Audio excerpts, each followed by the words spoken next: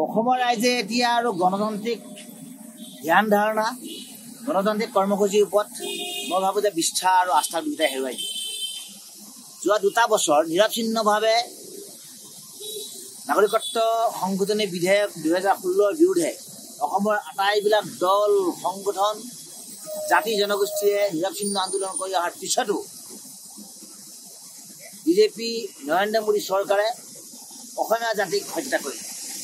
আজি আচলতে অসমীয়া জাতিৰ কাৰণে দুখৰ দিন কলাৰ দিন নহয়। অসমীয়া জাতি আজি হত্যা কৰা হ'ল কেন্দ্ৰৰ অধিষ্ঠিত বিজেপি চৰকাৰে। ইয়াৰ পিছত গণতান্ত্ৰিক প্ৰক্ৰিয়াই আন্দোলন কৰি কেৱল ৰাজপথত ধৰা ধমক কৰি মই ভাবোঁ যে আৰু লাভ নহ'ব।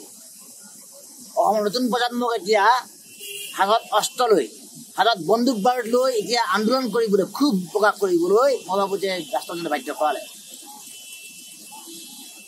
অসমৰ এতিয়া পৰিস্থিতি কিমান ভয়াৱহলৈ যাব এই কথাষাৰ বিজেপি চৰকাৰে এবাৰ গম্ভীৰ চোৱা ভাল।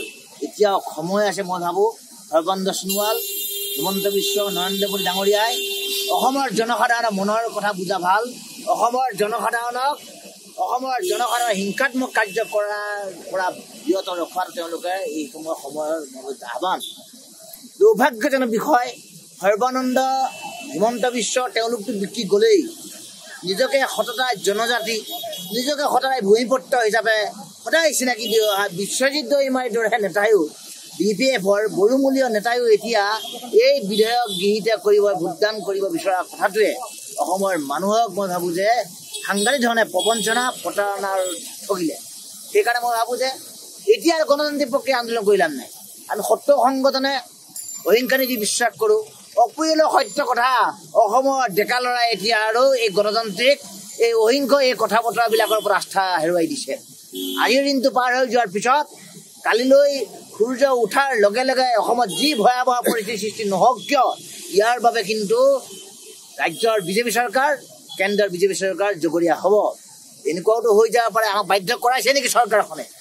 আমাক এইখন চৰকাৰে, বিজেপি চৰকাৰে বাধ্য কৰাইছে নেকি যে এতিয়া আমি গণতান্ত্ৰিক প্ৰক্ৰিয়া আন্দোলনবিলাকৰ পৰিৱৰ্তে আমি এতিয়া গাড়ী মটৰ জ্বলাই দিব লাগিব, আমি ৰেল গাড়ী জ্বলাই দিব লাগিব, আমি মুখ্যমন্ত্ৰী মন্ত্ৰী ঘৰ ভাঙি দিব লাগিব? তেনেকুৱা এটা পৰিস্থিতি আমাক নিবলৈ বাধ্য কৰাইছে নেকি? কাৰণ কলা পতাকা প্ৰদৰ্শন কৰোঁতে, ৰাজপথত আন্দোলন কৰোঁতে, ধৰ্ণা ধৰ্মৰ কৰোঁতে আৰু নীতিগতভাৱে বিভিন্ন দলৰ ওচৰত গৈ আমি বিধেয়ক বিৰোধী কথাবিলাকৰ সজাগতা সৃষ্টি কৰোঁতে এওঁলোকে আমাক বাৰম্বাৰ ভেঙুচালি কৰিছে। এওঁলোকে আমাক ঠাট্টা মস্কৰা কৰিছে আৰু এওঁলোকে আমাক ভৰিৰে মোহাৰি দমন কৰিব বিচাৰিছে। দমন নীতি নচলিব। যদি তোমালোকে দমন কৰিব বিচাৰিছা পুলিচ মিলিটাৰীৰ জৰিয়তে অসমৰ ডেকালৰ শক্তি আছে, প্ৰয়োজন হ'লে হেংদান নহয়, হাতত বন্দুক উঠাই লৈ সৰ্বানন্দ RSS বিজেপি নৰেন্দ্ৰ মোদীক প্ৰতিশ্ৰুতি দিবলৈ অসমীয়া ডেকালৰ দুবাহুত এতিয়া শক্তি